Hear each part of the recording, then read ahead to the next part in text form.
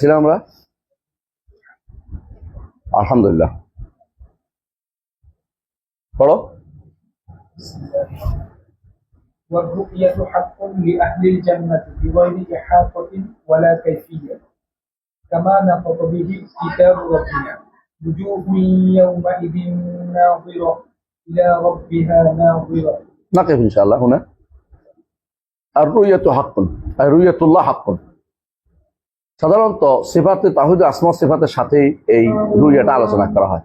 আমি ওই দিন আমরা বলছিলাম যে কেন আলোচনা করা হয়, কারণ হচ্ছে রুইয়ার সাথে আল্লাহর অনেক সিফাতের সম্পর্ক জড়িত। রুইয়ার সাথে আল্লাহর চেহারা, দেখবো কি আমরা আল্লাহর চেহারা, তো চেহারা সাব্যস্ত হয়ে যায়। আর রুইয়ার সাথে আল্লাহর অলু সাব্যস্ত হয়, কারণ আমরা দেখবো উপরের দিকে। যেমন বলেছেন যেভাবে চাঁদ দেখো, চাঁদ তো নিচের দিকে দেখা যায় না, চাঁদ উপরের দিকে দেখা যায়। যেভাবে সূর্য কথা বলছে, সূর্য উপরের দিকে দেখা যায়। এই জন্য রুইয়ার বিষয়টা উপরের দিকে তাসবিতে চলে আসে। আর রুইয়ার বিষয়টা সাথে স্বচ্ছভাবে দেখা, তাহলে অর্থ হইলো এমন জিনিস নয় যে ধোঁয়াশা, এবং দেখাই এখানে কোনো অন্য কোনো অর্থ হয় না। এই জিনিসটা বোঝানোর জন্য সাধারণত সব সময় যেমন যত বই লেখা হয়েছে বেশিরভাগ জায়গাতেই যখন সিফাতের আলোচনা আসে তখন সেখানে রুইয়াতুল্লাহর আলোচনা আসে। তো রুইয়াতুল্লাহ কোনো সিফাত না, আল্লাহকে দেখা তো বন্দার কাজ, আল্লাহকে দেখা তো বন্দার কাজ।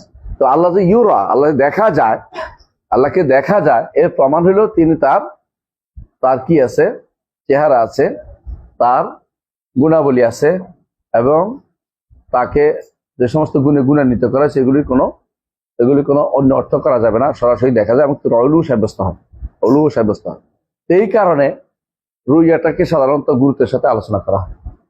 এমনকি আশ্চর্য হবেন আপনাদের কাছে যদি কোনো ইয়া থাকে, এই ইমাম আশআরীর আল ইবানা আন উসুল দিয়ানা থাকে, আপনি আশ্চর্য হবেন, প্রায় উনি 22-23টা পয়েন্ট আলোচনা করেছে কেন রুইয়া সাব্যস্ত করতে হবে, কোরআন দিয়ে, হাদিস দিয়ে, এবং কি বিভিন্ন রকমের যুক্তি দিয়ে তিনি রুইয়া সাব্যস্ত করেছেন। অথচ এই রুইয়াটাকেই আশআরী মাতুরিদীরা অপব্যাখ্যা করে। এদের নিকট এই রুইয়া অর্থ হচ্ছে দুইটা, একটা অর্থ কি উপলব্ধি করা, আরেকটা অর্থ হচ্ছে যে তার সম্পর্কে জ্ঞান বেড়ে যাওয়া, এর অর্থ হচ্ছে তারা কিন্তু রুইয়া সাব্যস্ত করে নাই, এরা বলছে অনুভব হবে, জ্ঞান বেড়ে যাবে। তো রুইয়া তো সাব্যস্ত হবে না, তাওহীদ হলো। এখানে এসে তারা পরবর্তীরা এসে এই বিভ্রান্তিতে লিপ্ত রয়েছে যে পরবর্তী আশআরীরা ইমাম আশআরীর মতের বাইরে, ইমাম আশআরীর মতে নাই। আর আশ্চর্য হবে যে রুইয়াত ইমাম আশআরী বইটা আল ইবান উসুল দিয়ানা, এটা তিনি লিখেছেন অনেক পরে, জীবনের শেষের দিকে, 3য় অধ্যায়ে, 3য় স্টেজে এসে লিখেছেন। এখন তারা বলে যে তিনি ভয় পেয়ে লিখছেন, হাম্বলীদের ভয় লিখছেন। তাহলে আপনাদের ইমামদের এত ভীতু, হাম্বলীদের ভয় মরে যাচ্ছিলেন। আর হাম্বলীদের কেউ যদি ভয়ে লেখে, যুক্তি দিয়ে এটাকে বৈধ করার কাজ করে না সাধারণত মানুষ, যদি কোন রকম বাইসে যাওয়ানো লেখে। উনি এত যুক্তি দিচ্ছেন এই মাসালাগুলিতে, আমি আশ্চর্য হয়েছি। বেশিরভাগই কোরআন হাদিস এত যুক্তিও দিচ্ছে। এই যুক্তিগুলিকে আমরা সাধারণত গ্রহণ কমই করি। বোঝা গেল ওইটা ওনার একান্ত মানহাজ, যেটা তার মানহাজ ছিল তাদের যুক্তিটাকে, তবে তো কোরআন হাদিসের সাথে সাথে যুক্তিটাই এনেছেন। এমন যুক্তি আনে না, শুধু যুক্তি আনে না, কথা এটা ভালো গুণ, কিন্তু আমরা এটা ব্যবহার করি না। এই নীতিটা আমাদের কাছে নাই, আমাদের কাছে সরাসরি কোরআন এবং সুন্নাহ যথেষ্ট। যুক্তি যদি আসলে না আসলে আমাদের যায় আসে না। যদি ইমাম আশআরী রহমতুল্লাহ আলাইহি, তিনি দেখা গেছে এই কিতাবের মধ্যে প্রচুর পরিমাণে যুক্তি এনেছেন, যেটা তার তাওয়ীলের নাফসের প্রমাণ। তিনি সাধারণত আগেও যদি বিতর্ক করতেন কার সাথে, মুতাজিলাদের সাথে, তিনি শেষ পর্যন্ত এই বিতর্ক চালিয়ে যাচ্ছেন। তার একটা নেচারে পরিণত হয়ে গেছিল যে তিনি যুক্তি দিয়ে ফলাতে পারবেন, এবং তিনি এমন সব যুক্তি দিয়েছেন সেগুলি আমাদের কাছে যৌক্তিক মনে হয়েছে। কিন্তু বর্তমানে কিছু আছে, মুতাজিলা আছে, এখনো একবার স্বঘোষিত মুতাজিলা হচ্ছে হাসান আস-সাক্কাফ নামে এক ব্যক্তি আছে, স্বঘোষিত মুতাজিলা।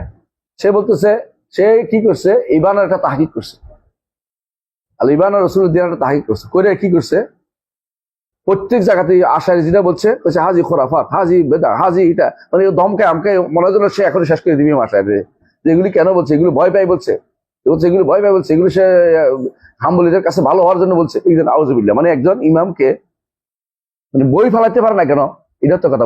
বলতে পারতো তো এই বইটা আর না, এটা বলতে পারতো, যে কেন বলে না বলেন তো? কারণ এই বই আশারিদের বইতে আবার আসছে,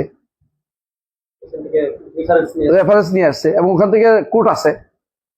আশারিদের যারা, মানে আশারিদের মধ্যে যারা কিছুটা মুতাদিল, তাদেরকে সবাই ওনার ছাত্র মনে করে, ওরা সবাই ওর বইটা উল্লেখ করছে। এমনকি এই বইয়ের একটা বিরাট অংশ নিয়ে আসছে আশারিদের ইমাম ইবনে আসাকের। তিনি একটা বইও লিখছে, তাবিউন কাযিব মুফতারি আলা মান কাযাবা আলা বুদু আবুল হাসান আশআরি।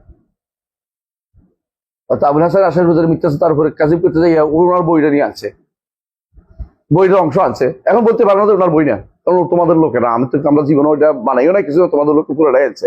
কেউ বাগ্যর এটা আছে, কেউ দূর আনছে। এটা আমাদের বইতে আসে না, তোমাদের বইতে আসছে। আমরা তোমাদের বই থেকে বের করে বলতেছি, তোমাদের এটা পাণ্ডুলিপি পাওয়া গেছে, লেখক কারা সেটা আছে, এখানে কোনো সন্দেহ করার কোনো কিছু নাই। তখন আবার শুরু হয়েছে যে উনি এটা লিখছে, এবার তার বিরুদ্ধে আবার বলতেছে তাই উনি বিরুদ্ধে, উনি আসলে লিখছে এটা ভয়ে ভয়ে লিখছে। কি ভয় কিসের? তিনি কি এতই ভীতু? এটা কিরকম জানেন তো? শিয়ারা বলে যে ফাতেমা রাদিয়াল্লাহু আনহা তিনি শহীদ হয়ে মারা গেছে। কেন শহীদ হলেন জানো তো ঘটনা? কি শহীদ হয়েছে? হ্যাঁ, কেন মারা গেছে? ফাতেমা রাদিয়াল্লাহু আনহা কেন মারা গেছে? অসুস্থ, এটা আমাদের কথা। না না না না না, তো উমর তাকে লোক লাগাই দিয়া ঘরের মধ্যে আগুন ধরাই দিয়ে মেরে ফেলছে, ভাঙিয়ে ফেলছে, ঘর ভাঙিয়ে ফেলছে, তার মাথার উপর দিয়ে ঘর ভাঙিয়ে ফেলছে। এই কথা কেউ বর্ণনা করে? শিয়াদের বইতে ভর্তি, শিয়াদের বইতে গুলি আছে।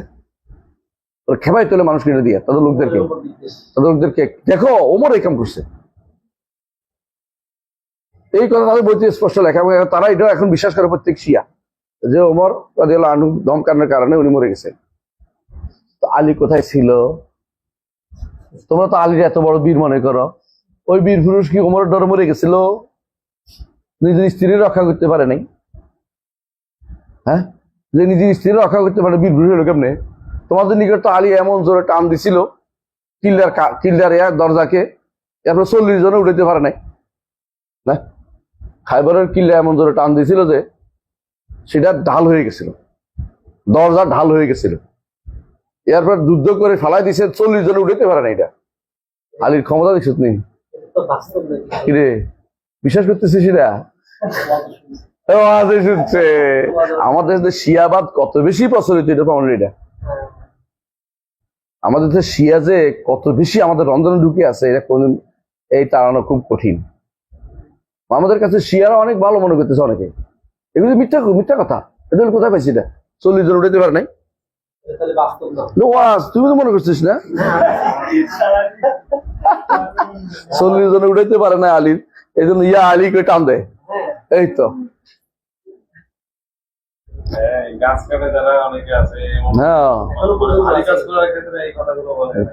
ইবনে তাইমিয়া রাহমাতুল্লাহ আলাইহি যখন যুদ্ধ করছিল তাতারদের বিরুদ্ধে, তখনকার যে মামলুক শাসক যুদ্ধের পর শুরু ইয়া আলী বলছে হ্যাঁ তো শিখ, আর তোমরা হলে কইতে যে যুদ্ধের মধ্যে থাক, চুপ থাকি। চুপ থাকে না, বলছে না শিরিক করা যাবে না। ওখানে বলছে শিরিক করা যাবে না, আল্লাহর সাহায্য পেতে হলে শিরিক বন্ধ, আল্লাহ সাহায্য করবেন আপনার, ইয়া আলী সাহায্য করবেন। এটা ইবনে তাইমিয়া সিজাক খান পার্সন একটা কোনদিন কারো ছাড় দিয়ে কথা কয় না। ইবনে তাইমিয়া সেরা ব্যক্তি, ইতিহাসের সেরা, ইতিহাস না মানে পুরো মুসলিম জাতির ইতিহাস সেরা ব্যক্তি। যা কালাকুল হাজিরা বলছিলাম, তো এই যে রুইয়াতুর মাসালাটা, মানে আল্লাহকে দেখার মাসালাতে শেষ পর্যন্ত আবার সে ঘুরে ফিরে ওরা চলে গেছে কোথায়?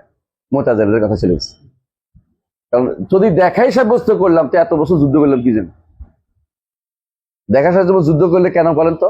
দিক সাব্যস্ত, যে দিকের বিরুদ্ধে যুদ্ধ করতে গিয়ে অমুক বিন তমুকেরা আমার বিরুদ্ধে সারাদিন বসে বসে বানায়, ভিডিও বানায়, দিক যেন সাব্যস্ত না হইতে পারে। অথচ তাদের ইমাম বলতেছে, ইমাম কুরতুবী আশারি ইমাম, উনি বলতেছে আসসালাফ মা কানু ইউকিরুনাল জিহাদ, না সালাফ মানে সালফে সালেহিন কখনো জিহাদ নাকচ করতেন না। তো আমরা কেন করি? জিহাদ সাব্যস্ত করলে তো এটা হইয়া যায়, এবার হইয়া যায় কেন? সালাফ উনি বলেও গেছে সালাফ মা কানু ইউকিরুনাল জিহাদ, এটা বলে সরাসরি। দেখবেন আপনাদের বইটা আছে না আমার কাছে, রহমান আশিফ উঠেছেন, কর্তুবীর আলোচনা দেখেন, দেখবেন সুন্দর এটা আছে, কর্তুবীর আলোচনা এটা আছে, দেখছেন কিনা আপনার? পড়ছে মনে আছে কিনা? মনে আছে, পড়ে দেখেন, আসবে আসবে স্পষ্ট উল্লেখ আছে, বলছে সালাফ মা কানু ইউকিরুনাল জিহাদ। এবং আপনি এটা দরকার নাই, যদি আপনাদের কাছে থাকে তাফসির কর্তুবী থাকে, তো সূরা বাকারার এই আয়াতের তাফসির আসবেন, সুমাস্তা আল আরশ সুমাস্তা ইলাস সামা ফাসাওয়াহুনা সাবআ সামাওয়াত, ওখানে আছে, এখানে আছে এটা। তো বলছে মা কানু ইউকিরুনাল জিহাদ, আবার এটা আরবার বলছেন, এখানে না শুধু, আরেকটা কিতাব আছে তার ইমাম কর্তুবীর, এটা বোধহয় সম্ভবত আসমাউল হোসনা, আসমাউল হোসনার উপর তার একটা কিতাব আছে, আল মানহাজুল আসনা, বোধহয় আন্নাহাজুল আসনা, এর একটু নাম কর্তুবীর, আসমাউল হোসনার উপর সিফাতের মধ্যে নাই। ওইটার মধ্যে যাইয়া তিনি আবার স্বীকার করছে যে সালাফ মা কানু ইউকিরুনাল জিহাদ, সালফে সালেহিনের বক্তব্যের মধ্যে জিহাদ সাব্যস্ত কথা আছে। জিহাদ মানে দিক আল্লাহকে উপরের দিকে সাব্যস্ত করাটা, উনি বলছে যে এটা সালফে সালেহিন কিতাবে ছিল। আমরা কেন মানি না? আমার কাছে মনে হয় এটা হইলে এবার শুরু হয়েছে নিজের কথা দলে যুক্তি দিতে শুরু করছে। কারণ এটা দেখছি যে কোরআন এবং আয়াত এবং হাদিস কখনো এটাকে অস্বীকার করতে পারে না, এই জন্য তারা এটাকে যুক্তির জায়গায় নিয়ে গেছে। বুঝে আসছে কথাটা? এই জন্য বলতেছে রুইয়া তো হাক করলে আহলিল জান্নাতে, এই যে রুইয়া হক, সত্য, যথার্থ কাদের জন্য হবে? লি আহলিল জান্নাত। কিন্তু আমরা জানি যে রুইয়া কিন্তু হাশরের মাঠে একবার হবে, হাশরের মাঠে যে রুইয়া হবে, সে রুইয়া তানাউমের জন্য নয়, তালাতুদের জন্য নয়। যে দেখা দ্বারা ইমানদাররা আনন্দ পাবে সেটার জন্য না, সেটা হবে একজন সত্তা এসেছেন যিনি আমাদের বিচার আচরণ করবেন, এটা এই রুইয়া। আর যে রুইয়া দ্বারা সবচেয়ে বড় নেয়ামত পাবে সেটা জান্নাতে। এই জন্য এখানে শেষের অংশটা উল্লেখ করা হয়েছে, হাশরের মাঠটাকে অস্বীকার করা হয় না, কারণ এটাও সাব্যস্ত আছে হাদিস দ্বারা। হাশরের মাঠে আসবেন আল্লাহ তাআলা এবং ইমানদাররা তার কি দেখবে? পায়ের নলা দেখবে, পায়ের গোসা দেখবে, এটা হাদিস দ্বারা সাব্যস্ত। পায়ের গোসা দেখবে, এটা হাদিস দ্বারা সাব্যস্ত। এবং তিনি আসবেন, আল্লাহ কোরআনে বলছে, কি বলেছেন? হাল ইয়ানজুরুনা ইল্লা আইয়াতিহুমুল্লাহু ফি যুলালিন মিনাল গামাম ওয়াল মালাইকাতু ওয়া কুদিয়াল আমর। ফেরেশতারা আসবেন, আল্লাহ আসবেন, ওয়া কুদিয়াল আমর, তারপর ফয়সালা কমপ্লিট করা হবে। ওখানে এসে আল্লাহ কমপ্লিট করবেন এবং ওখানে আসবেন আল্লাহ তাআলা হাশরের মাঠে। হাদিস দ্বারা, একটা হাদিস নয়, মুতাওয়াতির হাদিস দ্বারা সাব্যস্ত আল্লাহ তাআলা হাশরের মাঠে আসবেন, কারণ মানুষের মধ্যে বিচার ফয়সালা করার জন্য। বিচার ফয়সালা করার জন্য হাশরের মাঠে আনার জন্য আল্লাহ রাসূল সাল্লাল্লাহু আলাইহি ওয়াসাল্লাম সিজদা করবেন। কোথায়? আরশের নিচে আল্লাহর জন্য সিজদা করবেন, আরশের নিচে। তাহলে বোঝা গেল যে অবশ্যই আল্লাহ তাআলা হাশরের মাঠে আসবেন। এইটাকে তারা অস্বীকার করে। আশারি মাতুরিদীরা হাশরের মাঠে আসাকে অস্বীকার করে। কেমনে আল্লাহ তাআলা জায়গা হবে, কেমনে আল্লাহ তো বড়, কেমনে আসলো? বুঝে আসছে কথাটা? আবার মাঝে মধ্যে এটাও বলে অর্থাৎ আসবে, সওয়াব আসবে, আল্লাহ তাআলা মানে লোক পক্ষ থেকে প্রতিনিধি আসবে, এই জাতীয় কথা জিন বানাইবেন। এবার আল্লাহ তাআলা আসবেন, কিভাবে আসবেন জানি না। তার আশা আমাদের আশা একরকম না, তার আশা আমাদের আশা একরকম না, তার শোনা যেমন আমাদের শোনার মতো না, তার দেখা আমাদের দেখার মতো না। আমরা নিজের উপরে কেয়াস না করি, তার আশা আসবেন, কিভাবে আসবেন জানি না। আমরা আসতে হলে কি লাগে? পা দুইটা হাইটে এটে আসতে হয়, অথবা লাভ দিয়ে আসতে হয়। এই জাতীয় কোনো কিছু আল্লাহর জন্য সাব্যস্ত করা যাবে না। তিনি কিভাবে আসবেন সে ধরন আমরা জানি না, এই জন্য বলতেছে। বুঝে আসছে কথাটা? এখন আসেন, তাহলে আমরা দেখবো আল্লাহকে জান্নাতে, হক এটা লি আহলিল জান্নাহ, জান্নাতে যারা যাবে তারা দেখবে। হাদিসে আছে রাসূলুল্লাহ সাল্লাল্লাহু আলাইহি ওয়াসাল্লাম বলেছেন, জান্নাতে যারা যাবে তাদেরকে আল্লাহ তাআলা বলবেন, ইয়া আহলাল জান্নাতি হাল আযীদুকুম, এই জান্নাতে তোমাদেরকে বাড়িয়ে দেব। কি বাড়িয়ে দিবেন? আলাম তুবাইয়িদু উজুহানা, চেহারা শুভ্র করে দিলেন। তুদখিলুল জান্নাত, জান্নাতে প্রবেশ করে দিলেন। এমন জিনিস দিলেন যা কোনোদিন আমরা চিন্তাও করিনি। মানে তাদের মাথায় আসবে না যে একটা নেয়ামত বাকি রয়েছে, কেউ চিন্তাও করতে পারবে না। কিন্তু আল্লাহ তাআলা বলবেন যে লাদাইনা মাজিদ, আমার কাছে বাড়তি আছে।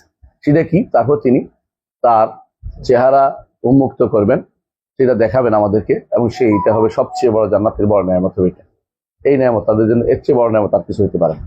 আমরা এটা এই জন্য সবসময় বলে থাকি, দুনিয়াতে বড় নেয়ামত হচ্ছে আল্লাহকে জানা, আখিরাতে বড় নেয়ামত হচ্ছে আল্লাহকে দেখা। আল্লাহকে দেখার বিষয়টা এখানে উনি কিন্তু আর সুন্দর বলছে, বেগাইরে হাতা। আল্লাহকে দেখা অর্থই কিন্তু এহাতা করা নয়, কারণ আল্লাহ তাআলা বলছে ওয়ালা ইউহিতুনা বিশাইইন মিন ইলমিহি, অনুরূপভাবে আহাতা কুল্লু শাইইন, আল্লাহ সবকিছু এহাতা করে কিন্তু আল্লাহ তাআলাকে কেউ এহাতা করতে পারে না। এই এহাতাটা হচ্ছে ইদরাক। কোনো কিছু সম্পর্কে আপনি যদি বলেন এইটা আমি ভালো করে এহাতা করছি, এটা সব কিছু উল্টাপাল্টা দেখছেন। কিন্তু আপনি যদি বলেন যে আমি মঙ্গল গ্রহের সবকিছু দেখি বলছি, তুই মিশা কথা হইব, কারণ মঙ্গল গ্রহে হয়তো আপনি ছবি দিচ্ছে ওইটা দেখছেন। এহাতা ইদরাক হচ্ছে এটা পরিপূর্ণ পরিবেশন করে কোনো কিছু জানা। আল্লাহ তাআলাকে কেউ কোনোদিন পরিবেশন করে জানার ক্ষমতা কারো কোনোদিনও হবে না। কারণ স্রষ্টা তিনি অনেক বড়, স্রষ্টা তিনি এমন সত্তা যাকে আমরা চোখ দিয়ে দেখে এহাতা করতে পারবো না। এটাই হচ্ছে লা তুদরিকুল আবসার ওয়া হুয়া ইউদরিকুল আবসার ওয়া হুয়াল লাতীফুল খাবীর। তাকে চোখ কোনোদিন কি করতে পারবে না, এহাতা করতে পারবে না, কিন্তু তিনি সমস্ত চোখকে এহাতা করেন। কারণ তিনি জানেন কার চোখ নয়, চোখের কোন দিকে কি আছে এটাও দেখেন। কিন্তু তার দেখা আমাদের দেখার মতো নয়। আমরা সামনে দেখি, পিছনে দেখি না, তিনি সামনে পিছনে সব দেখেন আমাদের। হ্যাঁ, ইয়ালামু মা বাইনা আইদিহিম ওয়া মা খালফাহুম ওয়ালা ইউহিতুনা বিহি ইলমা ওয়ালা ইউহিতুনা বিহি ইলমা। কেউ তার ইলম দিয়েও তাকে আল্লাহকে এহাতা করতে পারবে না। চোখ তো দূরের কথা, ইলম তো আর বেশি দিয়ে এহাতা করা যায়, এটাও করতে পারবে না। তো আল্লাহ তাআলা তিনি আরশের উপর থেকেও বান্দার সামনে থাকেন সালাতের সময়। এইটা সহ্য করতে না পারে কাজে বান্দা ভিতরেও থাকে বাইরেও থাকে। এরপর কাজে তাবিল করছে, আমরা তাবিল করি নাই, ভুল বলতেছেন। আর আরশের উপরও আছে, বান্দার সামনেও তিনি থাকেন। বান্দা যখন সালাতে আল্লাহ তাআলা তার সামনে থাকে, কিভাবে থাকেন ধরনটা তো জানি না। এটা হলো কথা। এই ধরনটাকে নির্ধারণ করতে গেলেই আপনি কি করবেন, নিষিদ্ধ তাসবির মধ্যে চলে যাবেন, নিষিদ্ধ তাকবীরের মধ্যে চলে যাবেন, যেটা শরীয়তে নিষিদ্ধ। তাহলে এখানে যেটা বলছিলেন ওয়ারুইয়াতু হাক্কুল লি আহলিল জান্নাহ, জান্নাতের জন্য আল্লাহকে দেখা কি হক, সত্য, বেগাইর ইহাতাতিন, তবে তারা আল্লাহকে কি করতে পারবে না, কোনোভাবে তাকে পরিবেশন করতে পারবে না। ওয়ালা কাইফিয়া, এবং কোন ধরন সাব্যস্ত করা, ধরন নির্ধারণ করতে পারবে না। ধরন নাই এটা নয়, যে কোনো জিনিস একটা কাজ হলে এটা একটা ধরন আছে। এমন কোনো পৃথিবীতে কোনো কাজ নাই, কোনো সত্তা নাই বা কিছু নাই, ধরন নাই, তাহলে এটা নাই। ধরন নাই মানে নাই, বুঝের কথাটা। এর অর্থ যারাই বলে কাইফি বেগে ওলা কাইফিয়া যখন আসে তখন তারা কি করে, এই সালাকি শুরু করে, অর্থাৎ কাইফিও তো নাই। যদি কাইফিও নাই হইতো তাহলে ইমাম মালিক এটা বলতেন যে আল ইস্তিওয়াউ গায়রু মালুম করতেন, আল ইস্তিওয়াউ গায়রু মালুম করতেন, কারণ ধরন নাই তো। কিন্তু উনি বলছেন ইস্তিওয়াউ মালুম, জানা জিনিস। ওরা কে ইস্তিওয়া জানা জিনিস মানে কি, আলিফ সিন তা ও আলিফ হামজা। জানা জিনিস মানে এটা হচ্ছে আলিফ সিন তা ও আলিফ হামজা। এইটা যদি পাগল ফলাপ আর কিছু হয়, কথা বুঝতে পারছি। মানে যদি কোনো আমি বলি যে মাহফুজকে বলে, মাহফুজ হলো যে ব্যক্তি, হ্যাঁ কি মা মিম হা ফা ওয়াও জা, তো এই কথা কি কোনো, এটা কি মানুষের আকলে আসে? এটা হলো তাবিল করতে করতে শেষ পর্যন্ত মাথা খারাপ হয়ে গেছে, এখন এটা শুরু করে দিচ্ছে তাবিল। যে ইস্তিওয়া মালুম অর্থ হলো, ইস্তিওয়া শব্দ অর্থ আলিফ সিন তা ও আলিফ হামজা, এটা হলো ইস্তিওয়া। আপনাদের অমুক বিন তমুকরা এটি করবো সারাদিন বসে বেড়ায়। আশ্চর্য হয়ে যায় যে তার মধ্যে সামান্যতম বিবেকবোধ কাজ করে না। যে সলভে সালিন যখন বলছে যে বেলা কাইফ অর্থ এইটা হলে বেলা কাইফ, কাইফ নির্ধারণ করা যাবে না, কিন্তু ওরা মনে করছে কাইফ মানে হলো কাইফ নাই, যে কোনো কাজের কাইফ নাই, যে কোনো ইলমের, যে কোনো জিনিসের কাইফ নাই, যে কোনো সত্তার কাইফ নাই, ওই সত্তাই নাই। আপনি বুঝলেন এই কথাটা? কারণ দেখেন ওনারা কিন্তু যখন বলা হয় যে ওনার অস্তিত্ব আছে কিনা, বলে আছে, অস্তিত্ব বলে, তখন কিন্তু বলে না যে বেলা কাইফ মানে ধরন নাই, এটা বলে না, অস্তিত্ব তো একটা থাকবে। বুঝে আসছে কথাটা? কিন্তু যখনই দেখছে যে এটা অস্তিত্ব যদি মানতে হয় তাহলে তো কোনো একটা জায়গা দিতে হবে, কোনো একটা জায়গা বলতে হবে, কোথায় আছে বলতে হবে, তখনই বলা শুরু করে যে লা খারিজাল আলম ওয়ালা দাখিলা, সৃষ্টির বাইরেও না ভিতরেও না। এখন শুরু হয়ে গেছে আবার সে কাদের মতো। এই বক্তব্য প্রথম কারা বলেছিল? জাহামিয়ারা বলেছিল। বুঝে যাচ্ছে কথা? জাহামিয়ারা বলতো জাহালা, ভিতরে না বাইরে না, একদম জাহামিয়ার একটা গোষ্ঠী যারা ছিল। জাহামিয়ার আরেক গোষ্ঠী বলতে সব জায়গায়, দুই গোষ্ঠী আছে। এরা দুইটা গোষ্ঠী আছে। একটা যারা ছিল মুতাকাল্লিমিন, তারা বলতো লা দাখিল ওয়াল খারিজ, যারা সুফিরা বলতো সব জায়গায়। তো সুফি গোষ্ঠী আর মুতাকাল্লিম গোষ্ঠীদের মধ্যে একটা বিরাট তাদাদ ছিল, কারণ তারা কল্পনা করতে পারে না এমন জিনিস সুফিরা যে বাইরেও না ভিতরে তো নাই, তাড়াতাড়ি করে সব জায়গায়, কলমের ভিতরে। আর যারা দার্শনিক, ওরা তো সবসময় নতুন নতুন তথ্য দিতে পারে, সত্য হোক আর অসত্য হোক একটা তো বলে দিতে পারে, সারাদিন আলোচনা করতে পারে। এরা বলে যে ভিতরেও নেই বাইরেও নেই। এইটা হলো জাহমিয়াদের এই পদ্ধতি। এটা শেষ পর্যন্ত এটা নিচে কারা? আশারি মাতুরিদিরা নিচে। এই জন্য আশারি মাতুরিদকে জাহমি কেন বলা হয়? কারণ হচ্ছে এরা শেষ পর্যন্ত অনেক কিছুই তারা জাহমিয়াদের মতবাদ নিছে ঘুরে ফিরে, এবং অনেক সময় তারা মুতাজিলাদের মতবাদ দিছে। এই যে ইস্তাওয়াকে ইস্তাউলা বলা সর্বপ্রথম কে বলছে? মুতাজিলারা বলছে। আর এখন আশারি মাতুরিদিরা বলে। কিন্তু আবার বলে আমরা মুতাজিলাদের বিরুদ্ধে যুদ্ধ করছি। কই যুদ্ধ করছে? শাইখুল ইসলাম ইবনে তাইমিয়া রাহমাতুল্লাহ এই জন্য বলেন, লা লিল ইসলামে নাসারু ওয়ালা লিল ফালাসিফাতি কাসারু। লা লিল ইসলামে নাসারু ওয়ালা লিল ফালাসিফাতি কাসারু। তারা ইসলামের সাহায্য করতে পারে নাই, ফালাসিফাদেরকেও কি ভাঙতে পারে নাই। কাসারু মানে ভাঙ্গা, মানে ফালাসিফাদের যুক্তিও ভাঙতে পারে নাই আর ইসলামের সাহায্য করতে পারে নাই। আর অথচ তারা এখন বর্তমানে অনেকেই বলবে একটা যুগে তো তারা ভালো করছে, ওই যুগেও তারা ভালো করে নাই। সত্য কথা এটা। আহমদ ইবনে হাম্বল একা দাঁড়িয়েছিল, কিন্তু অন্য কেউ সেটা করতে পারে। আহমদ ইবনে নীতি থেকে যারা বাইরে গেছে ওরা কোনোদিন একে আটকাইতে পারে নাই।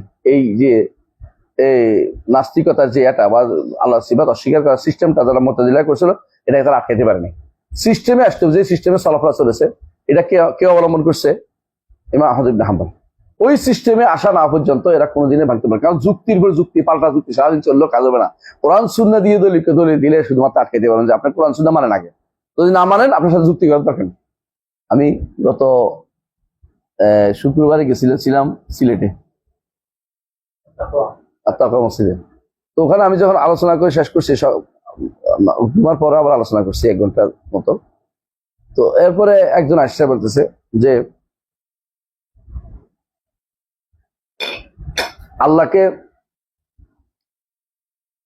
আল্লাহর যদি মানে সে হাদিসে দিয়ে সমস্যা বুঝছে কথা। তো বলতেছে যে আল্লাহ তাআলা যদি আল্লাহ তাআলাকে যদি তার নবী কথা বলে থাকেন, তাহলে তো কিভাবে কথা বলছেন? হ্যাঁ, কবিরা অস্বীকার করছে কেন? আমি বললাম যে আল্লাহ তাআলা কথা বলছেন, অস্বীকার করতেছেন কেন? বলছে আপনারা তো আল্লাহর নবীকে বিশাল বানাইছেন। কি বিশাল? আল্লাহর নবী হচ্ছে সৈয়দ ওয়ালাদে আদম বলে থাকেন, আপনারা নেতা বলে থাকেন, সমস্ত বুনিয়াদে মিলাতে। ঠিক না? কেন ঠিক না? কেন ঠিক না? প্রত্যেক নবী থেকে আল্লাহ অঙ্গীকার নিয়েছেন যে আমার নবী আসলে তারে মানতে হবে। আল্লাহ কোরআনে বলছে লা তুমিনুন্না বিহি ওয়া লা তানসুরুন্না ক্বালা আকরারতুম ওয়া আখাযতুম আলা যালিকা ইসরি ক্বালু আকরারনা ক্বালা ফাশহাদু ওয়া আনা মাআকুম মিনাশ শাহিদিন। তো বুঝা যাচ্ছে যে অবশ্যই অঙ্গীকার নিছে। আর বড় নবী আল্লাহ বলছে তিলকা রাসূল ফাদ্দালনা বা'দাহুম আলা বা'দ, এক নবীকে অন্য উপর প্রাধান্য দিয়েছে আল্লাহ। তো মুসার কথা বলছে, আর এরপর মুসা বাদও বলছে। হ্যাঁ, তিলকা রাসূল ফাদ্দালনা বা'দাহুম আলা বা'দ মিনহুম মান কাল্লামাল্লাহ। হ্যাঁ, তারপরে ওরাফা বা'দাহুম ফাওকা বা'দিন দারাজাত। এবং অন্য জায়গাতে আল্লাহ তাআলা বলছেন যে কারো উপরে কাউকে শ্রেষ্ঠত্ব দেন, এবং কাউকে কালিম বানাইছেন, কাউকে খলিল বানাইছেন। বলে এগুলো তো হাদিস, হাদিসও মানেন না। হাদিস আমার বিবেকের বিরোধী হলে হাদিস মানবা, শুদ্ধ হইতে আমি তো এই হাদিসও শিখে তার কথা বলার দরকার নেই। না, সবাই বলতেছি এই যে কথা বলার দরকার নেই, এটা হাদিসও শিখে কেন? তাহলে আল্লাহ তাআলা যায় নাই নবীর কাছে, আল্লাহ তাআলা তার আল্লাহ রাসূল সাল্লাল্লাহু আলাইহি ওয়াসাল্লাম তার আল্লাহর কাছে যায় নাই, আরশের কাছে যায় নাই, কথা বলে নাই, মেরাজ যায় নাই, সম্মানের জিনিস না, কথা বলে নাই, যে কাছে যায় কথা বলে নাই। তাহলে আপনি মুসা আলাইহিস সালাম এক আনা তো আল্লাহ রাসূল তো কথা বলছে, এবং কারো কাছে নিয়ে কথা বলছে, মুখ দূর পায়ে যাওয়া লাগে নাই, কাছে নিছেন, ডেকে নিয়ে কথা বলছেন। তো হাদিস, হাদিস মানবেন না আপনি? মানে এবারে হাদিস অস্বীকার করতে, বুঝছে কথাটা? তার সমস্যা এটা না, তার সমস্যা হাদিস অস্বীকার করা। এর প্রত্যেকটি যারা এরকম রাসূলুল্লাহ সাল্লাল্লাহু আলাইহি ওয়াসাল্লাম সাইয়্যিদুল মুরসালিন কিন্তু অসুবিধা মনে না করে, তারা কিন্তু হাদিস অস্বীকার করে। মনে রাখবা, এরা শয়তানগুলি আছে। এবং আরেক দল মনে করে কি জানো, আমরা তো বলি সাইয়্যিদ ওয়ালাদে আদম রাসূল হাদিস বলেছেন, হাদিস তো হাদিস মানবে না কেন? আরেকজন আমার ফোন দিয়ে বলতেছে যে এইটা কোরআনে কোথায় আছে? আমাদের হাদিসে আছে। তা কোরআনে কোথায় আছে? আমাদের হাদিসে আছে। আবার বলছি আমি তো হাদিস, আমাদের হাদিসে মানতে হবে, আপনি হাদিস না মানলে ফোন দিয়ে না। এটা দিচ্ছি, এটা শয়তান। এগুলো হচ্ছে সবচেয়ে বিভ্রান্ত। কেউ যদি হাদিস না মানে তাহলে সে হচ্ছে কাফের, কোনো সন্দেহ নেই। তার সাথে কথা বলার দরকার না। মসজিদে একশো নাপাকদের ফিরতে মসজিদ থেকে, জানোয়ার, জানোয়ার চেয়ে খারাপ। এগুলো হাদিস না মানলে কোনো কথা নেই তার সাথে। কোরআন এবং সহিহ হাদিস তাকে মানতেই হবে। হ্যাঁ, কেউ আছে মানুষ দুই প্রান্তিকতা আছে, কেউ একবার বানোয়াট হাদিস বানাই ফেলতেছে, কেউ সহিহ হাদিসের বিবেক বিরোধী হওয়ার কারণে, হ্যাঁ, এবং তারা যে কি শয়তানের শয়তান, মুখে বলবে যে আমরা হাদিস অস্বীকার করি না, হাদিস অস্বীকার যে আমার ঢুকাবেন না, অথচ তারা বই লিখে ফেলছে প্রথমবারের মতো সনদ এবং মতন যাচাই করে হাদিস শুদ্ধ করছে। কে করছে জানেন? ডাক্তার। প্রথমবারের মতো সনদ এবং মতন যাচাই করে হাদিসের বই লিখছে, প্রথমবারের মতো ইতিহাসে। কে লিখছে এটা? ডাক্তার মতিয়া, এবং তার ছাত্র হচ্ছে কুষ্টিয়ার মাল। এরা বিরাট গোষ্ঠী এখন বাস করে পাবনাতে, এই ঈশ্বর দিতে। আমাকে তার ছাত্র আবু হুরায়রা বলতেছে, আমার ছাত্র, যে আমার স্যার আর চলতে পারতেছি না। কেন? আমি একা কি করবো, সবাই আমার সারাদিন এসে এমন ভাবে উল্টাপাল্টা বোঝানো শুরু করে, সবাই যে যত মানুষ সবাই পাগল বানিয়ে বলছে। এটি বলছে আমার বাপু বলতে গেছে তারা যে হাদিস আসলে হাদিস থাক না, মানে হাদিস স্যার, যে ব্যক্তি হাদিস বললে তার মধ্যে অবজ্ঞা আসে তার সাথে কথা বলতে হবে, কারণ সে পথভ্রষ্ট, খালাস, সে পথভ্রষ্ট হয়ে গেছে। কারণ হাদিস কেন মানবে না তার কারণ আছে। এরপরে আমরা বই লিখেছি বিভিন্ন ভাবে, জানো, দুই রকম বই আছে। রেদা জাইদান একটা বই আছে, আমার একটা বই জমা আছে, এগুলো দেখবা হাদিস মানতে বাধ্য আমরা। এটার উপরে যোগে যোগে বই লিখছি। শেখুল আলবানী একটা বই আছে, আল হাদিস হুজ্জাতুন বিনাফসি, আল হাদিস হুজ্জাতুন বিনাফসি। এটা বোধহয় ইসলামহল.com অনুবাদও আছে, দেখে নিন, আল হাদিস হুজ্জাতুন বিনাফসি। এটা খুবই গুরুত্বপূর্ণ একটা বই, এটা দেখবেন, খুবই চমৎকার বই। তিনি উল্লেখ করেছেন কেন হাদিস হুজ্জাতুন বিনাফসি। আমার কথা হচ্ছে এটাই, যে এরা যারা বেলা কাইফিয়া বলে সালাকি করে, যে ওলা কাইফিয়া বলে, এটা উদ্দেশ্য হচ্ছে এরা বুঝে যে কাইফ নাই, এরা আসলে কিছুই সাব্যস্ত করে না।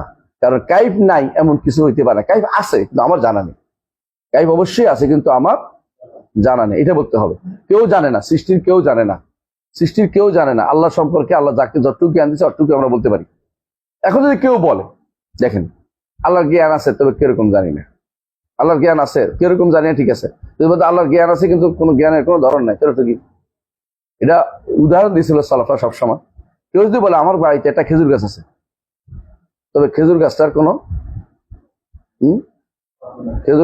ধরন নাই, কথা বুঝছো কিনা? তো এটা সালাফরা সবসময় বলতেন, তো তোমার খেজুর গাছটা নাই, তাহলে তোমার খেজুর গাছটা নাই। যদি বলে খেজুর গাছ আছে কোনো ধরন নাই, তবে কি নাই? তুমি বসে বসে এখন খেজুর গাছ নিজে একটা কল্পনা করছো। এটা শেষ পর্যন্ত ঘুরে ফিরে কোথায় চলে গেছে? ফালাসিফারা উজুদ মুতলাক বলে, হ্যাঁ, বেশারতুল উজুদ মানে বেশারতুল উজুদ, তার নাম মাত্র একটা অস্তিত্ব তারা মেনে নেয়, কিন্তু এটা তারা বাস্তবে স্বীকার করে না। তো এরাও তারা মনে করছে এইভাবে বললে তো সুবিধা আছে।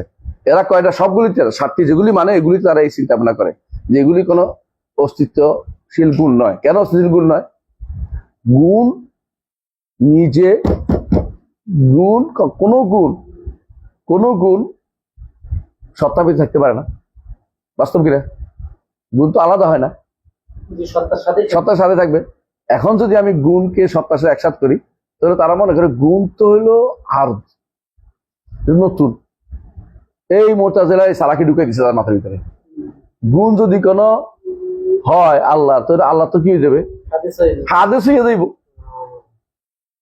এখন এটাতে খাইছে, এটাতে খাওয়া যায় না, এটা বুঝছে যে আল্লাহ তো আর হাদিসের কিছু ঢুকবে না, এই এই এই চিন্তা তো আল্লাহর জন্য খাটবে না। আপনি এটা কেন ঢুকাচ্ছেন? এখানে এটা তো আপনারা ঢুকাই দিছে, মাথার ভিতরে ঢুকাই দিছে, পয়জনটা এখন হয়ে গেছে, বেরোতে পারেন নাই। এই জন্য বলা হয় তাকে যে গাজালি রহমতুল্লাহ আলাই, তিনি রদ করতে গেছেন ফালাসিফাতে, বাতিনিয়াদের রদ করতে যাই কিছু কিছু জিনিস তিনি ছাড়তে পারেন না, নিয়ে ফেলছেন। তিনি যে ইহয়া উলুমুদ্দিন লিখছেন, যেমন কুফরিতে ভরা, ওয়াল্লাহ ইহয়া উলুমুদ্দিনের 4th খণ্ডের মধ্যে ওয়াহদাতুল উজুদ সাব্যস্ত করেছে। ওয়াহদাতুল উজুদ পাকিস্তানে একটা লেখক আছে, নাম হচ্ছে এসরার আহমেদ, ডক্টর এসরার আহমেদ, নাম শুনেছেন না? বক্তা, তিনি ওয়াহদাতুল উজুদের কায়ের। তিনি ইমানদার কেমন থাকে, বুঝলেন কিনা? ডাক্তার এসরার আহমেদ, উনিও ওয়াহদাতুল উজুদের কথা বলে। উনি হুয়াল আউয়াল ওয়াল আখির ওয়াল যাহির ওয়াল বাতিন আলোচনা করতে গেছে, দেখবেন আপনারা, বলতেছে এটা স্পষ্ট প্রমাণ করে ওয়াহদাতুল উজুদ, কেউ বিরোধিতা করলে আমি মানবো না, মানে জোর করে বসে রয়েছে তুলিয়া, মানে সে ওয়াহদাতুল উজুদের কথা বলবে। চিন্তা করেন, আর এরা হলো আমাদের আপনাদের কাছে থিঙ্কার, বড় চিন্তাবিদ। ওই চিন্তাবিদদের আমি কেন ভয় করি? কারণ হচ্ছে চিন্তা করতে করতে চিন্তা কি করছে? ক্রাশ করছে। চিন্তা ক্রাশ করে গেছে। এই চিন্তা তাকে জায়গা থেকে সঞ্চিত করে ফেলছে। চিন্তা করে মানুষ সোজা করতে পারে না, বুঝলেন কিনা? বাংলাদেশে ভারত পাকিস্তানের বিখ্যাত একজন চিন্তাবিদ আছে, যিনি একামত দিনের চিন্তা করতে করতে একামত দিনকে বরবাদ করে দিছে। নাম বলতে চাই না, কারো বলতে বলিনি আমি। হ্যাঁ, একামত দিন সলভে সালিন যেটা বুঝছে তিনটা বুঝেন নাই, তিনি নতুন একটা চিন্তা করে বের করছেন, এবং শেষ পর্যন্ত এটার কারণে লক্ষ লক্ষ মানুষ বিভ্রান্ত হচ্ছে। একামত দিনের এই সঠিক ব্যাখ্যা নিয়ে আসতে হবে আপনাকে, নিজ মন মতো ব্যাখ্যা দিলে তো হবে না। সঠিক ব্যাখ্যা তো শুদ্ধ করতে হবে, দায়িত্বের ভিতরে পড়ে। বলেন না, ওরা তো একটা ক্ষমতা আছে, ভালো করতেছে, এটা শুদ্ধ ঠিক না, এটা আপনাকে শুদ্ধ আসতে হবে। আপনার ভুলটাকে সংশোধন করে আবার নতুন করে দেখতে হবে, কথা বুঝেন কিনা? নতুন করে আপনাকে ভালো করে আগে দিতে হবে। কোনোভাবে অর্ধেক দিয়া আমি তো কিছু তো ভালো হয়েছে, কিছু ভালো হয়, কারণ আপনি মূল থিমটা নষ্ট করে ফেলছেন, আপনি মূল চিন্তাটা নষ্ট করে ফেলছেন। একামত দিন মূল চিন্তা নষ্ট করা একটা অপরাধ, কথা বুঝছেন কিনা? একটা অপরাধ, এটা অপরাধ। চিন্তক অপরাধ বলে মানুষ এটা, হ্যাঁ, অপরাধ চিন্তক বলে না। তো এটাও একটা অপরাধ, চিন্তা অপরাধ। কেন? আপনি একামত দিনের সরেই যে সংজ্ঞা, ব্যাখ্যাকে পরিবর্তন করে নিজের মতো একটা ব্যাখ্যা দাঁড় করেছে, এটা তো হতে পারে না। এটা আপনাদের আমাদের ক্ষতিকর। আলাকুল্লে আসেন বলেন, যেটা বলতেছেন কাইফি অর্থ কি? ধরন আছে তবে জানা নেই। ধরন এমনকি রাসূলুল্লাহ সাল্লাল্লাহু আলাইহি ওয়াসাল্লাম একটা ধরন উল্লেখ করেছেন কাছাকাছি, যে তালাদুদ হবে, স্বাদ পাবে, আনন্দ পাবে, এবং দেখবে কিরকম বলছেন, ইন্নাকুম সাতারাউনা রাব্বাকুম কামা তারাউনা হাযাল কামার, ইন্নাকুম সাতারাউনা রাব্বাকুম আয়ানান। শব্দ কতগুলি? চাক্ষুষ দেখতে পাবে, মানে একেবারে চোখের সামনে দেখতে পাবে। আয়ান অর্থ চোখের সামনে, এটাও একটা ধরন, চোখের সামনে দেখাটা, কথা বুঝেন কিনা? যে জিনিস ধরন নাই, চোখের সামনে কেমনে দেখে? আমরা কথা বুঝাতে পারছি? ধরন নাই চোখের সামনে, হ্যাঁ, স্পষ্ট চাঁদের মতো। স্পষ্ট কি জন্য? স্পষ্ট দিক থেকে চাঁদের মতো। এত কিছু বলার পরে বলে যে নাই, ধরন নাই, তো কেমন? ধরন আছে, তবে এখন কি ধরন পরিপূর্ণ আমাদের জানা নাই। রাসূল যেটুকু বলছে এটুকু বলতে আমাদেরকে থাকতে হবে। আমরা কি বুঝতে পারছি? আসেন এরপরে কামা কে পড়বেন, পড়েন। كما نطق به كتاب ربنا وجوه يومئذ ناظرة إلى ربها ناظرة। যেমন আল্লাহর কিতাব, আমাদের রবের কিতাবে কথা বলছে, উজুহু ইয়াউমাইযিন নাযিরা, কিছু চেহারা সেদিন শুভ্রোজ্জ্বল হবে। নাযিরা অর্থ কি? শুভ্রোজ্জ্বল। হাদিসটা হচ্ছে নাযযারাল্লাহু ইমরান সামিআ মাকালাতি, আফকার মিনহু ওয়া রুব্বা হামিল ফিকহিন গায়রু ফাকিহ। আল্লাহ তাআলা শুভ্রোজ্জ্বল করে দেন যে আমার কোনো কথা শুনে মুখস্থ করে। এই জন্য মুহাদ্দিসিনদের আল্লাহ তাআলা সবসময় ভালো পথে রাখে, তাদের প্রশংসা সবসময় থাকে। সুবহানাল্লাহ। ইমাম বুখারীর প্রশংসা সবসময় থাকে, মুসলিম, আবু দাউদ, তিরমিজি, নাসাইর প্রশংসা থাকবে। যে করবে না সে হয়তো ইসলাম বিদ্বেষী, বদনামি করবে, কিন্তু এদের প্রশংসা থাকবেই। খেয়াল করছেন? নাযযারাল্লাহু ইমরান সামিআ মাকালাতি, আল্লাহ তাআলা তাদের চেহারাকে শুভ্রোজ্জ্বল করে দেবেন, যে ব্যক্তি আমার মুখস্থ করবে। ঠিক এখানেও উজুহু ইয়াউমাইযিন নাযিরা, কিছু মানুষের চেহারা শুভ্রোজ্জ্বল হবে। ইলা রাব্বিহা নাযিরা, তাদের রবের দিকে তারা তাকিয়ে থাকবে, এই জন্য শুভ্রোজ্জ্বল হবে। মানুষ সাধারণত নেয়ামত পাইলে মানুষ নাদুস নুদুস হয়ে যায়, বুঝেন না? খাওয়া দাওয়া ভালো খাইতে পারলে কিছুদিন পর এটা সুন্দর হয়ে যায়। হ্যাঁ, আমাদের ওই এক চিরাঙের এক ওস্তাদ বলছিল, তোদের ওস্তাদ, আমাদের ইউনিভার্সিটি টিচার বলতেছিল, অমুকে কি করে গ্রামের, তার এলাকার গ্রামের ফলাফলগুলো শহরে নিয়ে এসে রাখে, তো একটু সুন্দর টুন্দর হইলে মেয়েগুলি বিয়ে দিয়ে দেয়, যে এগুলি এখন সুন্দর হয়ে গেছে, এখন আর কেউ পালাবে না, বুঝলেন? তো এই জন্য নেয়ামতের উপর থাকলে মানুষ কিন্তু অনেকটা সুন্দর হয়ে যায়, বুঝলেন না কথাটা? তো আল্লাহকে দেখার যে নেয়ামত, এটার কারণে তাদের চেহারা সৌন্দর্য হয়। কারণটা হচ্ছে তার সৌন্দর্যটা বেড়ে যাবে, এবং তাদেরকে তারা বাসায় যখন আসবে তো বলবে যে তোমরা তো সুন্দর হয়ে গেছো, বলে তোমরা তো সুন্দর হয়ে গেছো। এটা হাদিসে আছে। এই যে আল্লাহকে দেখার আনন্দ, এটা কোনোদিন সামান্যতম কম না, এর চেয়ে আনন্দ আর কিছু হইতে পারে না। এই যে এত আনন্দের কারণে তাদের চেহারা কি হবে? আলোকোজ্জ্বল হয়ে যাবে, আলোকোজ্জ্বল হয়ে যাবে। দুর্ভাগ্যবশত মুতাজিলারা কি করছে জানেন?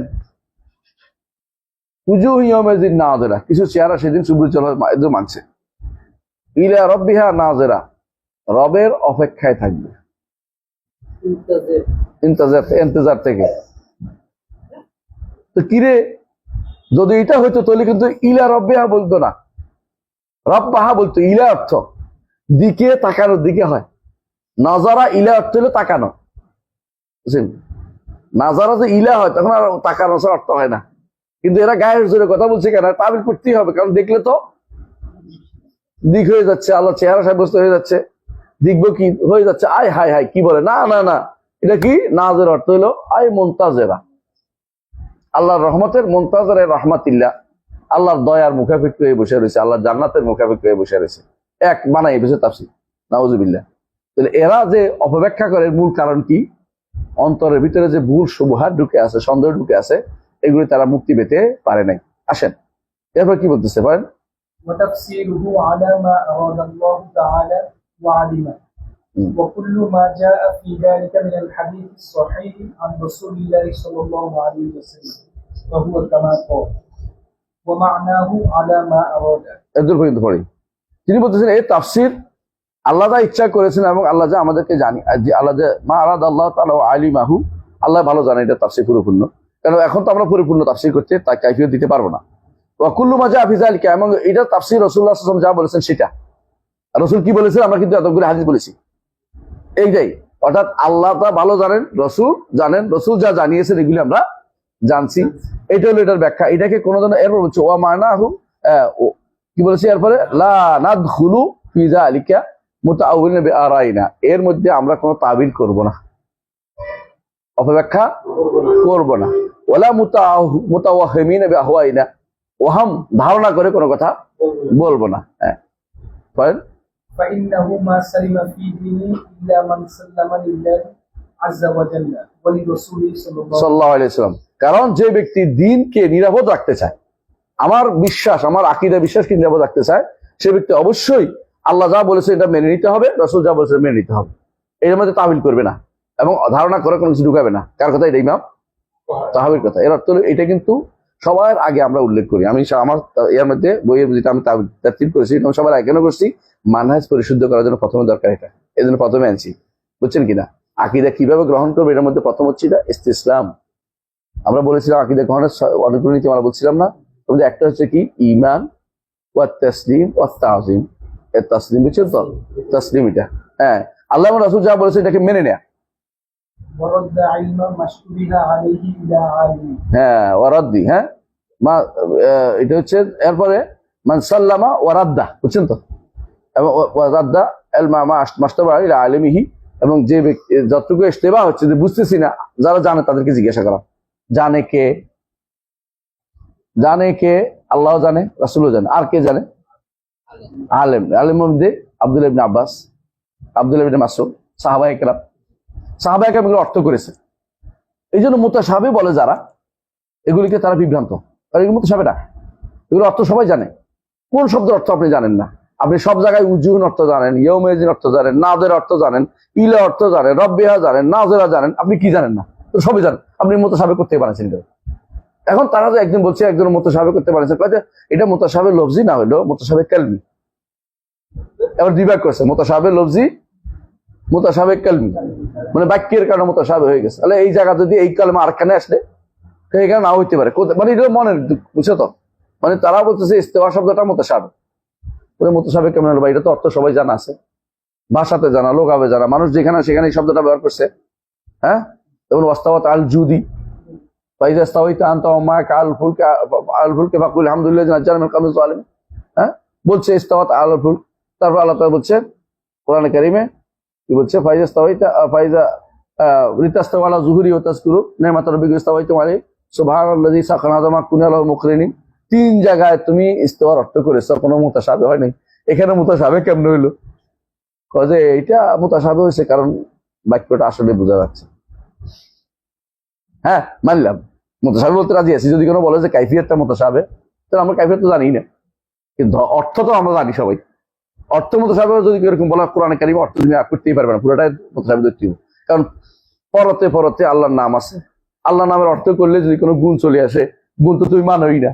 এখন কি হয়েছে? মুতাশাবিহ বানাই ফেলবে এটারে, তুমি সবকিছু মুতাশাবিহ বানাই ফেলবে।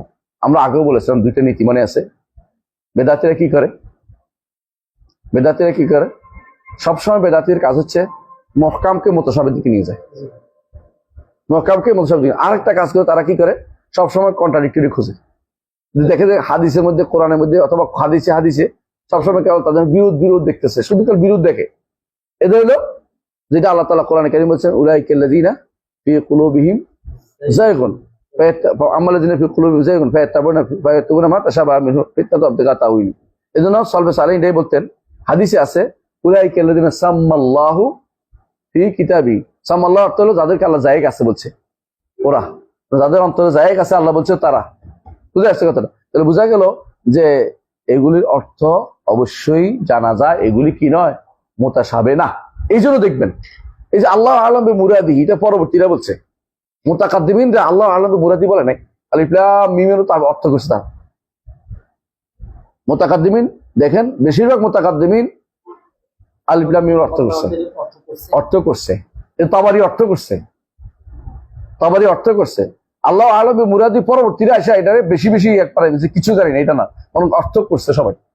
আমাদের শেখ মোহাম্মদ সালেহ উসাইমিন অর্থ করছে এটা কোরআনকে বুঝেছে, আর তো বলছেন এটা আল্লাহর নাম বুঝাইছে। বুঝে আসছে? আল্লাহর নাম বুঝাইছে। এই যে তাহা আল্লাহর রসুলের নাম, এটা কিন্তু কোনো হাদিসে আসে নাই, কোনো বর্ণনায় আসে নাই, সালাফরা বলেও নাই, এটা আমরা বানাইছি। তাহা ইয়াসিনকে গান বানাইছে যে বাচ্চাদের দিয়ে, দেখলাম তো কদিন আগে বলাবেন পাকিস্তানিরা। এটা হলো বেহুদা কাম। তাহা যে রসুল্লাহ আসলামের নাম, এটা কোনো প্রমাণ নাই।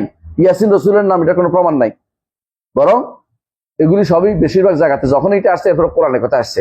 এই জন্য শেখ মোহাম্মদ সালেহ উসাইমিন বলেন যে এগুলি দিয়ে বেশিরভাগ কোরআন কারীম বোঝানো হয়েছে। দেখেন আপনি আলিফ লাম মিম যালিকাল কিতাব, দেখছেন নি?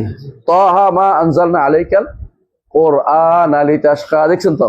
হ্যাঁ, আলিফ লাম রা তিলকা আয়াতুল কিতাবি ওয়া কুরআনিম মুবিন, দেখছেন তো?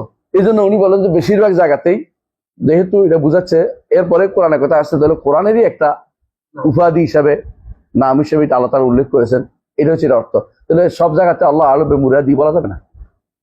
হ্যাঁ, বলতে পারবেন আপনি যে এটা হাকিকত, এটাকে বলা হয় হাকিকত বা ইয়াউলু ইলাইল আমর। সেটা বলতে পারবেন যে সর্বশেষ আসল কি পরিণতি নিয়েছে এটা আমরা জানি না, সেটা তো হাকিকত বা ইয়াউলু কে জানে, কোনটা জানে? জান্নাতে কি হবে নাম যাইতে পারবো, দুনিয়া আমার নিজে তো জানি না আমি। এটা আলাদা কথা, এটা তো উদ্দেশ্য না। কিন্তু এটা তার হেদায়েত, এটা না নিলে হেদায়েত বন্ধ হবে না, আর এটা দ্বারা হেদায়েত থেকে মাহরুম হবে না মানুষ। এটা না হলে হেদায়েত পাবো না, বা এটা থাকলেও আমি হেদায়েত থেকে বিপদে পড়ে গেছি, এটা না। এটা একটা ব্যাখ্যা তো হয়েছে, আল্লাহ ব্যাখ্যা করেছে। আমার উস্তাদ শেখ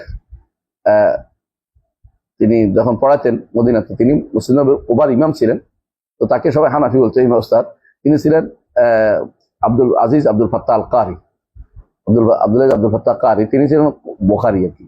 তো তিনি মদিনায় থাকতেন, মদিনা মসজিদ ওভার ইমাম ছিলেন, আর কোরআন প্রিন্টিং প্রেসের প্রধান ছিলেন। তো উনি যখন আমাদের পড়াতেন তখন আমার প্রত্যেকটা স্মরণ মনে পড়ে, যখন পড়াতে এত কঠিন সুন্দর পড়াতেন। তিনি বলতেছেন যে মান ক্বালা আন্না হাযিল কালিমাত লা ইউরাফ মা'নাহা ওয়া ক্বাদ যাকারা আল উলামা ফিহা মা'আনি। কে বললো যে এগুলোর অর্থ জানা যায় না? এগুলোর অর্থ আল্লাহ উল্লেখ করছে, তুমি জানো না, তুমি বলো আমি যে জানতে পারতেছি না, তো তোমার দোষ, এটা তুমি জানতে পারো না, কিন্তু আল্লাহ উল্লেখ করছে। হ্যাঁ, আমরা এটাই লাস্ট কথা, এটা বলতেছি না যেটা ইমাম বলছেন। এখানে বলছেন যে মা আরাদাল্লাহু তাআলা ওয়া তাফসীরু আলা মা আরাদাল্লাহু ওয়া আলিমাহু, আল্লাহ যেটা ইচ্ছা করেছেন, আল্লাহ যেটা জেনেছেন, রাসূল যেটা জেনেছেন, এটাকে আমরা তাওয়াহুম করবো না, তাউইল করবো, কিন্তু মেনে নিব যে এটার অর্থ এটা হইতে পারে, এবং আরো অর্থ যদি থাকে সেটাও আল্লাহ তাআলা আমাদেরকে, তার রাসূল আমাদেরকে কি করবেন, যা জানিয়েছে এর মধ্যে আমরা থাকবো। সাহাবায়ে কেরাম থেকে বর্ণনা আসছে, অর্থ আসছে, সেগুলিকে আমরা ফেলে দিব না। সাহাবায়ে কেরাম অর্থ করেছেন কেউ। হ্যাঁ, এমনকি এই যে কথা বলছিলাম যে মুতাশাবিহের অর্থ সম্পর্কে কে বলছে? ইবনে আব্বাস বলছেন, আনা মিনাল্লাযীনা ক্বালা আল্লাহু আযজা ওয়া জাল ওয়ার রাসিখুনা ফিল ইলম, আমি তাদের অন্তর্ভুক্ত যাদের সম্পর্কে আল্লাহ বলছে ওয়ার রাসিখুনা ফিল ইলম।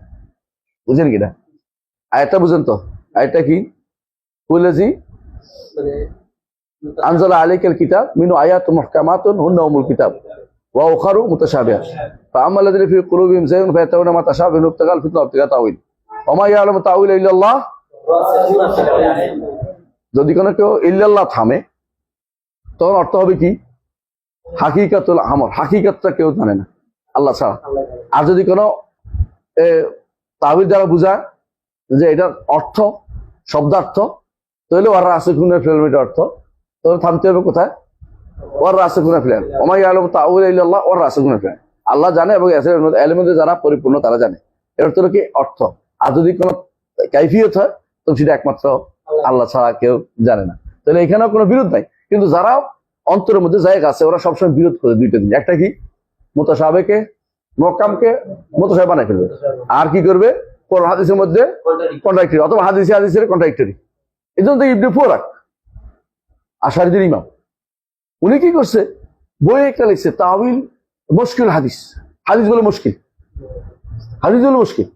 আবার একজন লিখছে হাদিসের মধ্যে লিখছে আসারুল হাদিস শরীফি ইখতিলাফ হলো, মানে হাদিস শরীফ দোষ, মানে হাদিসের জন্য দোষ হলো যে ইখতিলাফ কেন হইলো, এটা হাদিসের দোষ। নাউজুবিল্লাহ। হাদিসের কিসের দোষ? বলতে হবে যে আসবাবুল খিলাফ বলতে হবে, উল্লেখ করতে হবে যে হাদিসের বুঝের ক্ষেত্রে আমার সমস্যা হয়েছে, হাদিসের কোন দোষ নাই।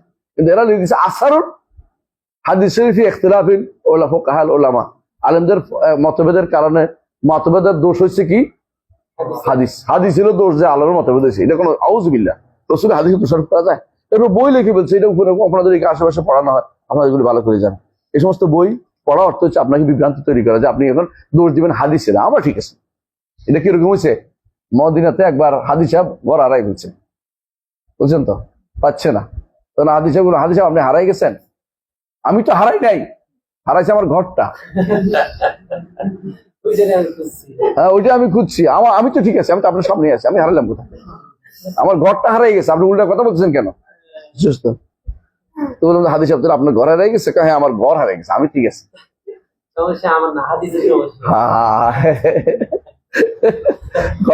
সমস্যাটা ঘরের, আমি ঠিক আছে। তো আপনি হাদিস সাহেব তাহলে ঘরে যান গা, ওইটা তো হারাই গেছে। উনি যে হারাই গেছে ঘর হারাই দিলে কয় না, না আমার ঘর হারাই গেছে, আমি ঠিক আছে। কত চালাকি করতে পারে মানুষ, এরকম চালাকি, বুঝছেন? এরকম কাম করা। এরা দোষ দিতেছে কার? হাদিসের দোষ। হাদিসের কারণে আমরা মতভেদে লিপ্ত হয়েছি, মানে হাদিসের দোষ। নাউজুবিল্লাহ। রাসূলের হাদিসের দোষ দেওয়া যায়? আমার বুঝের সমস্যা, এটা বলেন যে হাদিস বুঝার ক্ষেত্রে আমার সমস্যা হয়েছে, এটা বলেন। হাদিসের দোষ তো বলা যাবে না। এই জিনিসগুলো নাম যদি এখন দেয়, তারা অনেক কিছুই তারা তখন চিন্তা করে না যে এই সমস্ত কথা যে বলতেছি কোথায় গিয়ে থাকবে, এটা আর কিছু না বলি সামনে আগে। তাহলে বোঝা গেল যে এইগুলিতে ইস্তেবা কোনটুকু, কাইফিয়ত নির্ধারণ করাটা হলো মুস্তাহাব, কিন্তু অর্থটা অবশ্যই আমরা জানি। কারণ কেন জানি? উজুহুনও জানি, ইয়াউমাইজিন জানি, নাযিরা জানি, ইলা রাব্বিহা জানি, নাযিরা জানি, জানি না কোনটা অর্থ, আপনি জানেন অর্থ তো আমরা জানি, তো এটা মুতাশাবিহ বলতে কোনো সুযোগ নেই।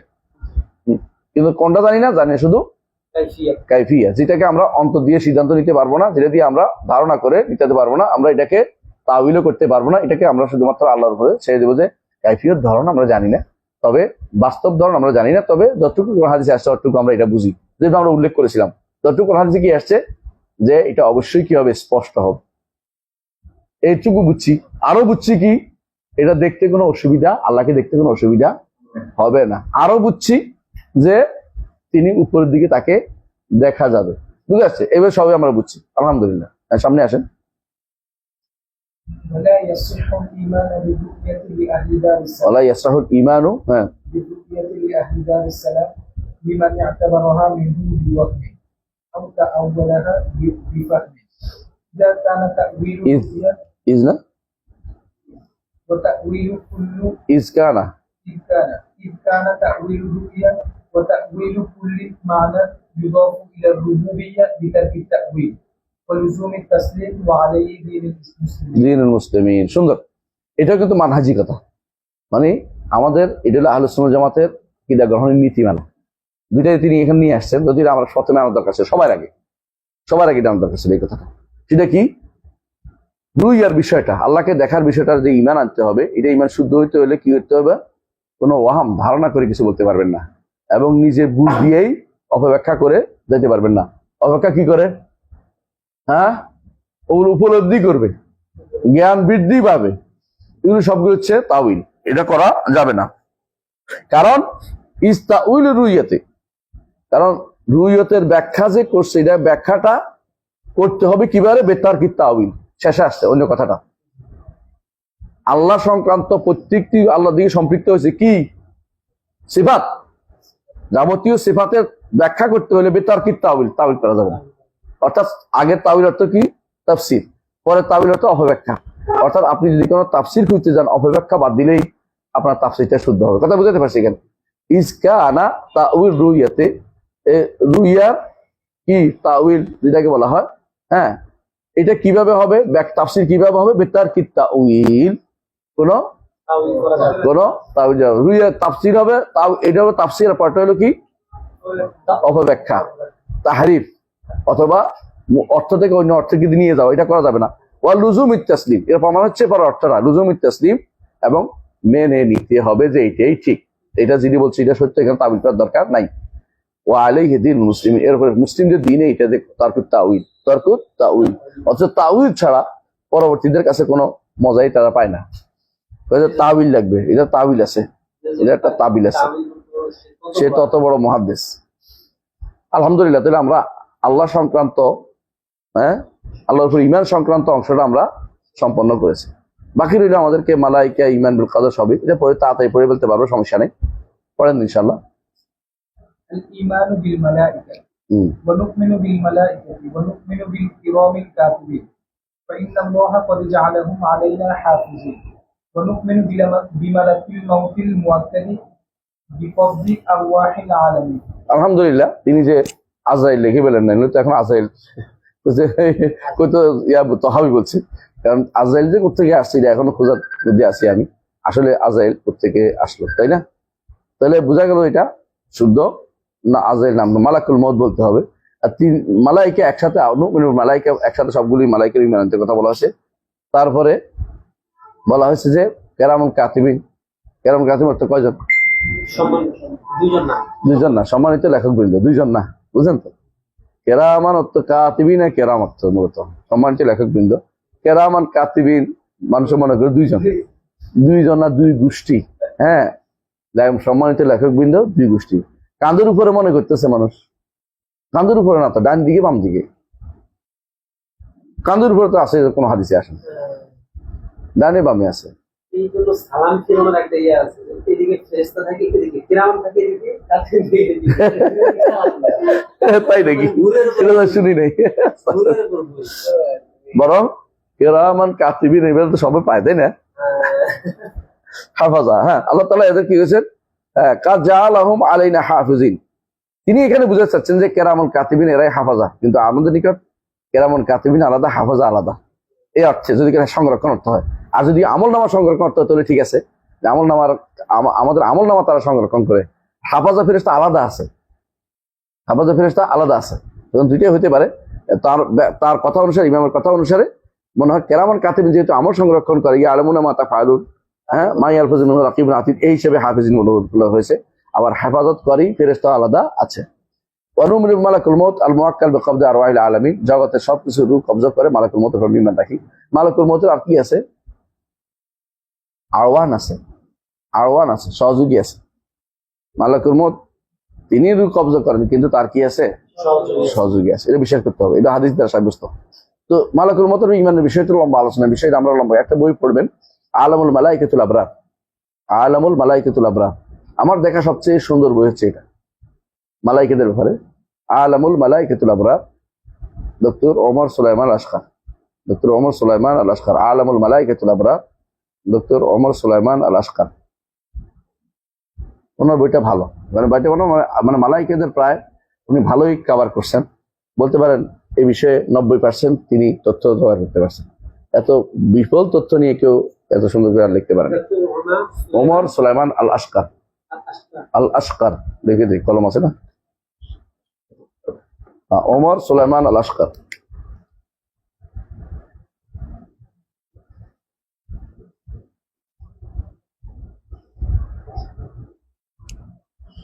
ওমর সুলাইমান আল আশকার।